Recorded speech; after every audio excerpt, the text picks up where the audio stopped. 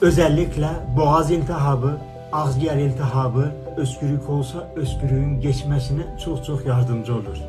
7 tatlı kaşık pekmez sökün. İçine 1 tatlı kaşık zerdeçal katın ve 1 tatlı kaşık da buna karabiber sökün. 5 tatlı kaşık da sızma soğuk sıkım zeytinyağı tökün. İyice karıştırın.